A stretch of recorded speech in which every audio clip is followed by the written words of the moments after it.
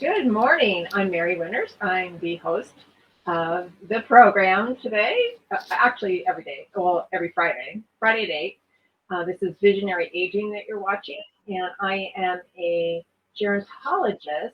I'm here to support you and empower you with resources and knowledge so that we can avoid crises when emergencies happen. We want to make it as simple and productive and supportive for you as possible. So I'm going to go ahead today. We're going to have a great show, though. We're just going to talk about hydration in general, and I know Stephen has a question on that too. We'll talk a little bit about food with Melinda and the things that are very hydrating for us, and we'll talk about 100th birthday, and I think we'll talk a little bit about the Queen because she had a mighty fine reign there. So, in any event, let me go ahead and we'll start with Stephen. Let's see. Stephen is here. I know he is.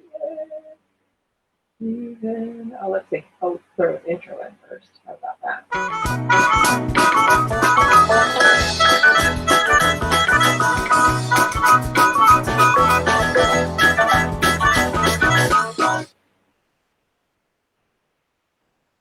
Oh, hey, good morning. Good How are you? morning. I'm doing good. How are you doing? Happy Friday. Happy Friday. Yeah. So a little sad. We had the Queen pass away yesterday. Seemed like it was a little bit sudden. Everybody rushed to her side yesterday, so maybe there was something sudden like a stroke, or I'm not really sure. Yeah.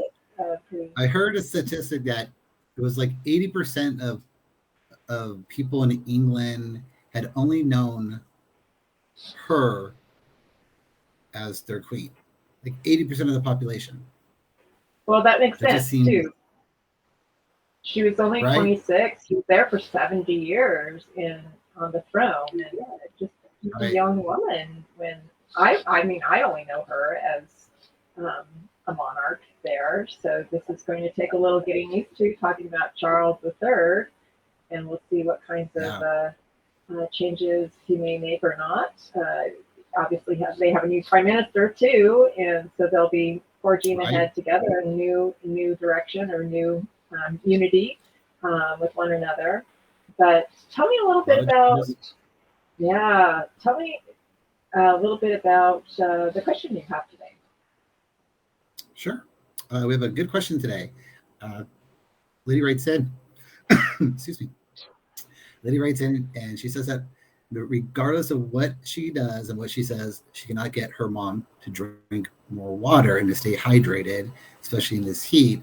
So, what can she do to convince her mom that she needs to be more hydrated? And how does she get that across? Yeah, that's a really good question, and Mhm. it may be really hard for her to get that across to her. It may just be depending on if she has dementia or not. I'm not sure if she lives with her mom or not, but oftentimes just handing somebody a glass of water helps. And they, instead of asking, "Can I get you more water? You need to drink more water," just sometimes very seamlessly handing somebody a glass of water. It's like, "Oh, okay, thank you."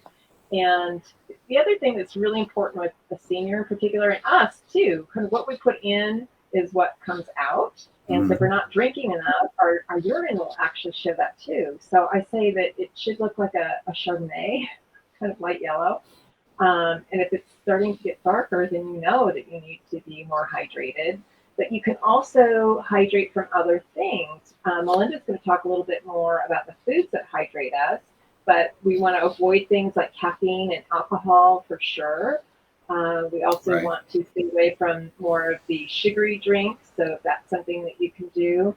But also looking at maybe adding fruit or mint or herbs or something Mhm. that way to your water can make it very appealing, make it very cold. Sometimes that's also very appealing.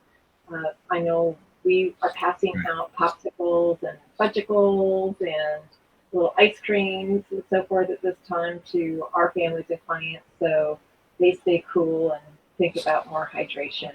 So those are some tips. Hope that helps. But you should be drinking about Definitely. 20% of your body weight. So just something to kind of think through the amount of water that you might really need. And as we are perspiring, we need a little bit more. So, great question. especially especially this past week. Yeah, for sure. For sure.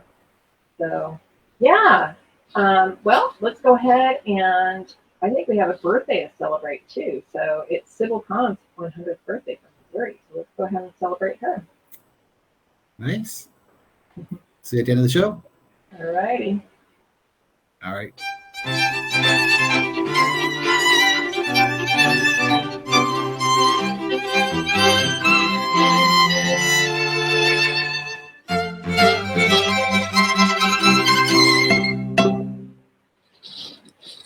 It is Sybil Kahn's 100th birthday. So let me tell you a little bit about her.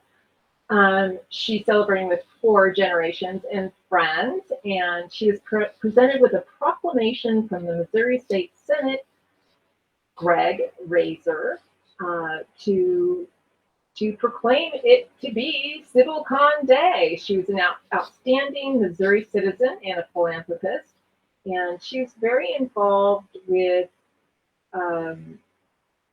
city Kansas City's Museum Without Walls, and specifically with hosting an exhibit of Art Spiegelman's 1972 cartoons from his Pulitzer Prize-winning graphic novel Maus, M-A-U-S, depicting the Holocaust experiences his father went through. She was quite supportive in all of those things. She got some fantastic recognition in that regard, and she also very recently donated 17 Jewish religious objects to the Rockhurst University, donated in memory of her husband, Norman. So we hope that you have a fantastic birthday. She's there living in her apartment in the Plaza in Kansas City, Missouri. You have a fantastic day, and I hope to see you next year too. Have a good one. So let's also talk about, we have a very interesting program that we're working on, which is supporting life enhancement. So I'm just going to do a little clip on that, and you can see how to contact us if you're interested. Let me go ahead and get that going.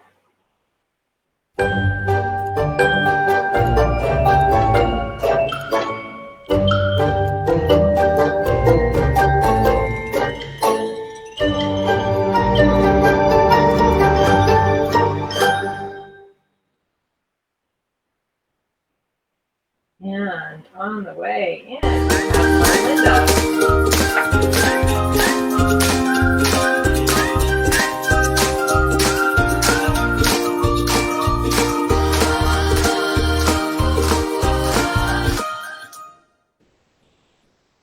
Good morning.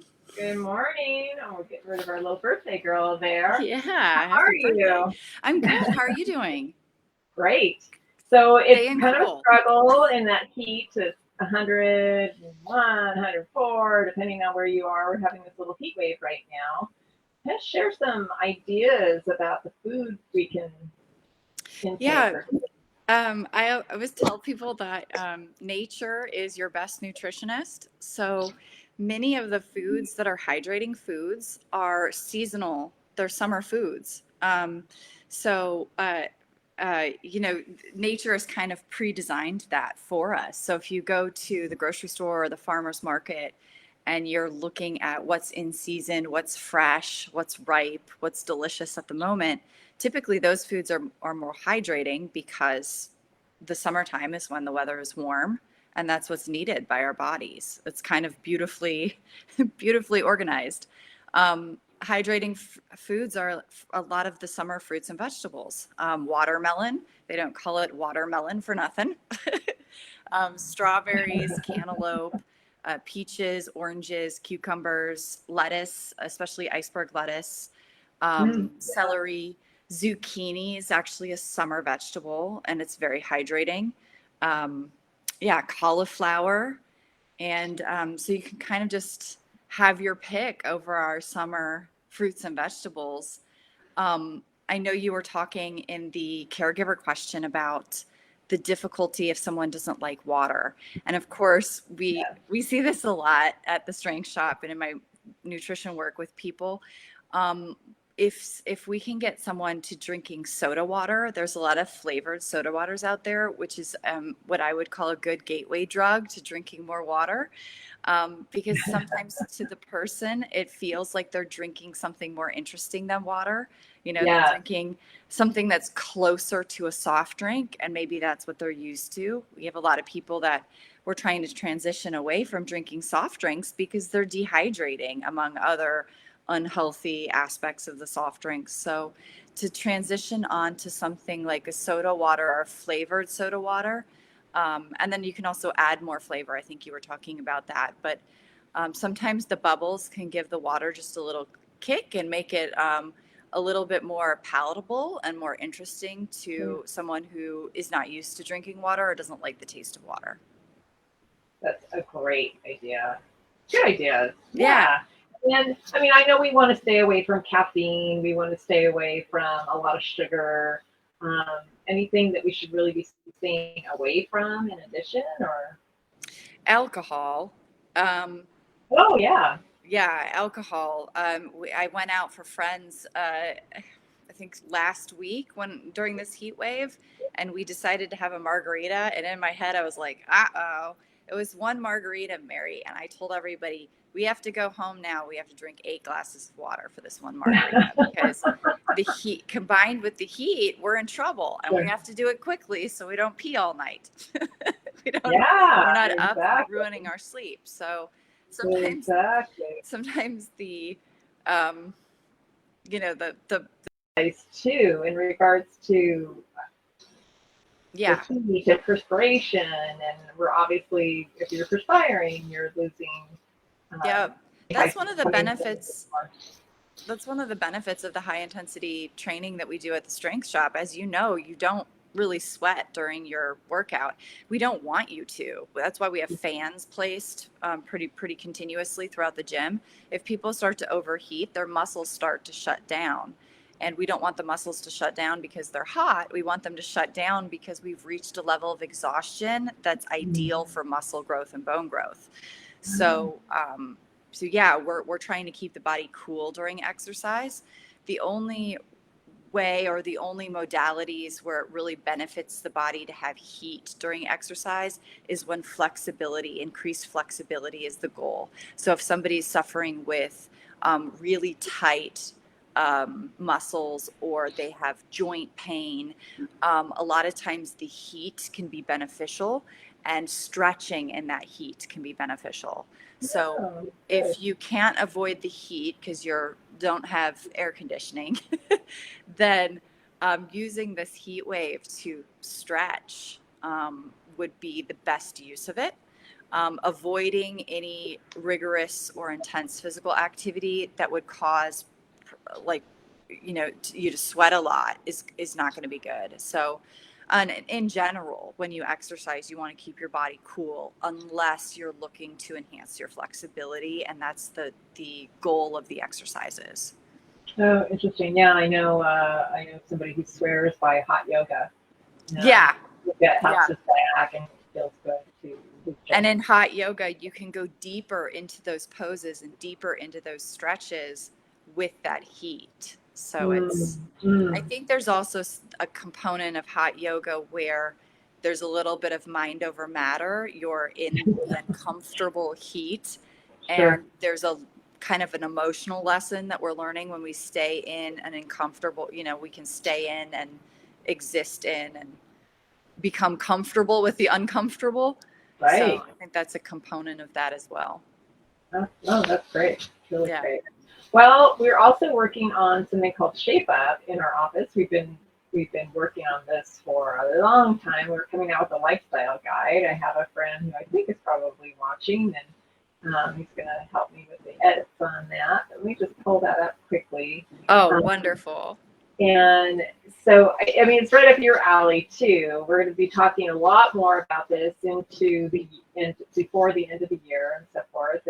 But basically, there's 7 measures that help to support longevity, and research indicates that with spirituality, with a healthy life balance, with a positive attitude, the people who are around us are positive, we have that actually supports our longevity. In fact, I've told people to stop watching TV. When they stop watching the news in particular, they start feeling better.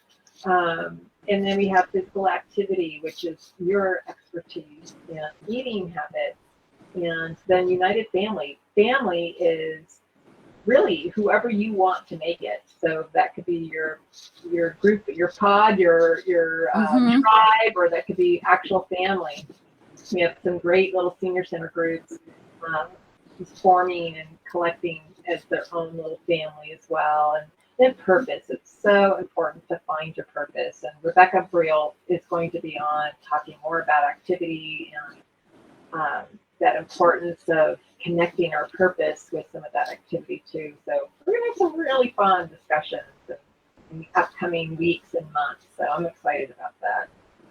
I like the order. I know the order is not deliberate because it's following the Shape Up acronym. Yeah. But I really like the order in the beginning. I like how things are placed above physical activity and eating habits. When I'm working with people, I think people are putting a little bit too much emphasis sometimes on their physical activity and their eating habits as it pertains to their health. And what I find is that the stress in their life almost drives those eating habits. So your healthy balance is probably, and the spiritual connection, the healthy balance, the attitude that someone has, those are all things that are and so is purpose, extremely, and support system. But I feel like sometimes those things are a lot more important than what we're eating and how we're moving the body.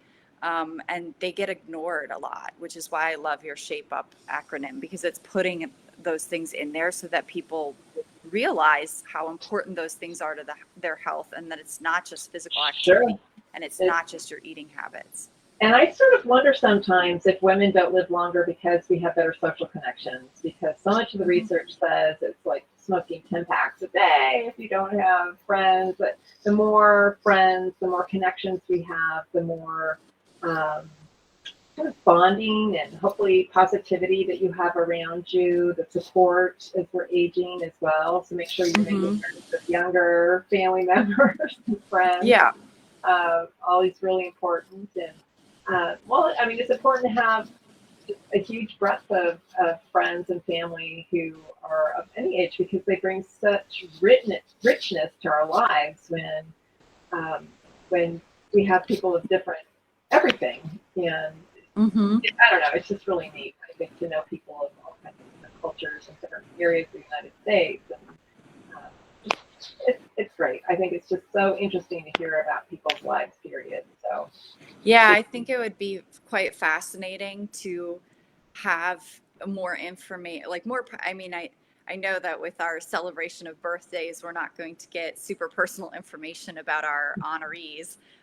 But it would be so fascinating to see of the people who live to 100 or that have, well into their 90s, these nice long lives, if there's consistencies in their faith, in their family structure, in their social, their social network, in their life purpose, and if they have a positive attitude, or what are the commonalities between those people? They are researched measures that are commonalities. So it would be really neat to hear, and I would love to hear from more individuals who are 100. So if you have a family member or loved one, or you're working in a community of some sort, an assisted living, and you know of somebody that is 100 or turning 100, or you would love to share their stories of longevity and what has made them so successful in life, please reach out to us at 626-359-0108, or you can even email me directly at Mary, M-A-R-Y, at aboutsenior.solutions.com, and we'll feature them on our show for sure, because I think it's important for people to hear that. And it's also really interesting too, because it's not just about making all these changes. So we'll be looking at Shape Up. You can have an opportunity to look at where you are in Shape Up. You can score yourself and see where you want to make these changes, but they're just incremental changes. So when my kids were, when they were in high school or grammar school, one of my sons had braces, and he came home from school or from the orthodontist, and he said, "Okay," the orthodontist said, "I cannot have sodas anymore." I was like, "Oh, okay." So we stopped buying them, and that was a huge change in our world. And then I remember my daughter having iced tea, but she would pack it with some kind of syrup or honey, and just try to have a little bit less. And over time, we mostly just drink unsweetened tea, some herbals, waters, but it's made a huge difference. A huge difference. So just these little teeny changes that you make will encourage you to change your palate and to continue this, I call it the good, better, best journey. So we start off with something with a good idea to make it better for ourselves until we get to the best selves that we can. And so I'm looking forward to sharing Shape Up with everyone. If you're interested, then we will get that out to you, and you can be part of our little program, our little study that we're doing. So, yeah, it's super exciting. yeah. I think it's the little tweaks, those little tiny changes that people make.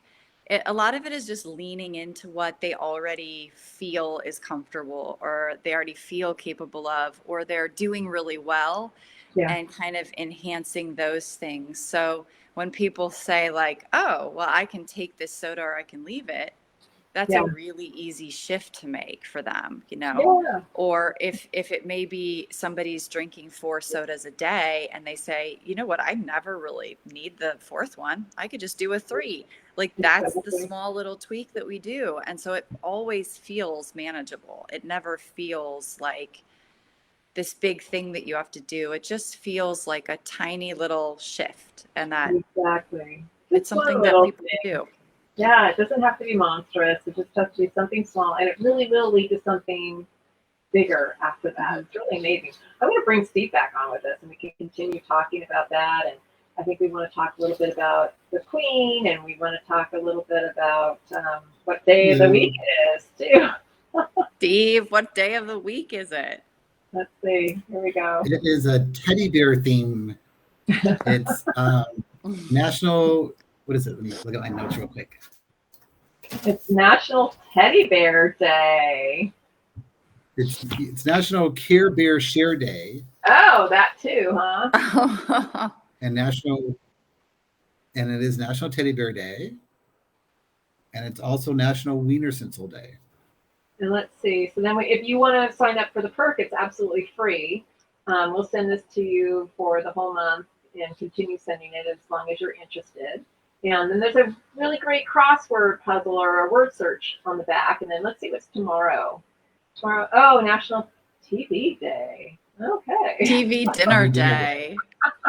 Wow. And then we have, let's see, for Sunday, I just have to check. Oh, Patriot Day, of course, because it'll be 9/11. So that's something that's important to celebrate for sure. I can't believe it's going to be 21 years since I know. we had that. So, Yeah. where were you? Where were you guys when that happened?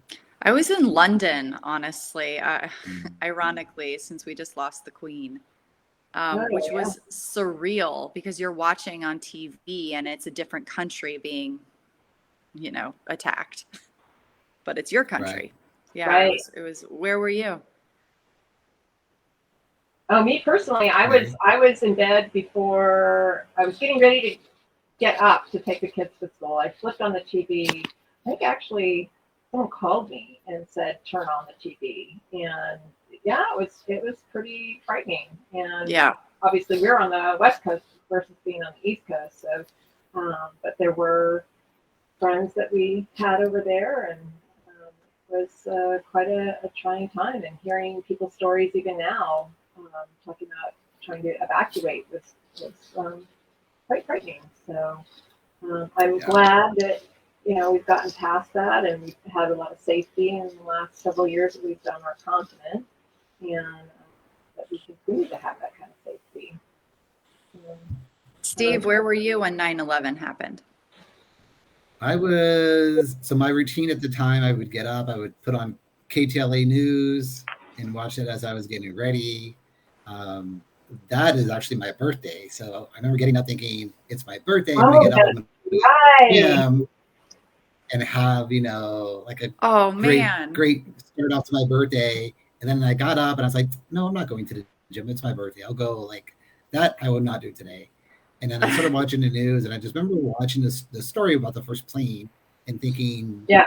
how does a plane hit a building? Like, Right. there, and it just didn't seem right. It didn't feel right. And then when the second plane hit, then, you just knew that it was going to be a long day for America. So, Yeah. Really, really tragic.